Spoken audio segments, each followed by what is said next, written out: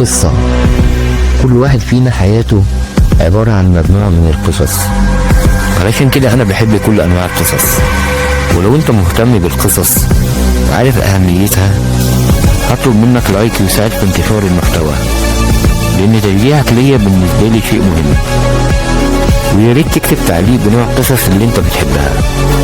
ويلا بينا نبتدي قصتنا النهارده. باركولي يا جماعة، لأن أنا قررت إن أنا أكون زيه.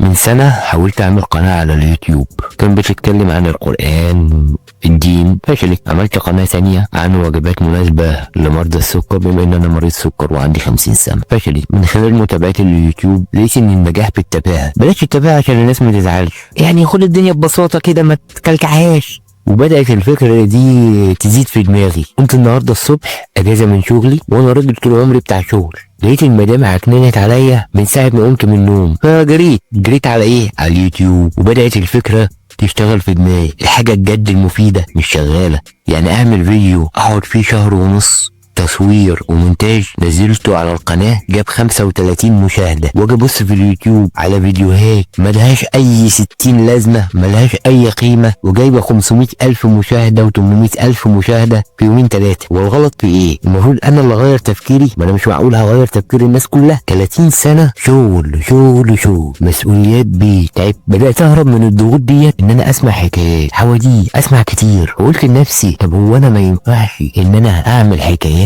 اعمل قصص على اليوتيوب، ابيع الكلام، انا بياع الحكايات.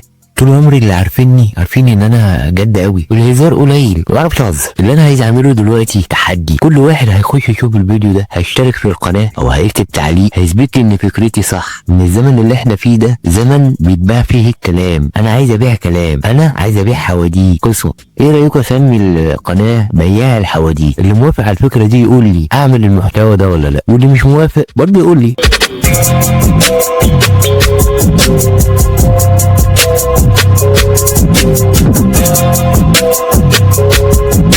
الفيديو اللي انا بقول فيه ان مراتي عكننت عليا، لان لما سمعت الفيديو يعني انا بقول كده مش تحت ضغط ولا حاجة، يعني انا بقول كده بكل حرية ان الجواز حاجة جميلة وسعيدة، وان الستات دول مخلوقات ربنا خلقهم عشان يساعدونا في الدنيا.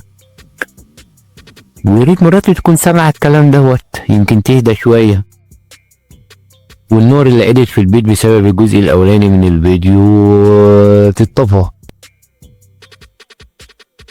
احسن حاجتين في مصر دلوقتي القهاوي واليوتيوب، وانا عن نفسي بقول اليوتيوب لان القهاوي بقت القعدة عليها مكلفة.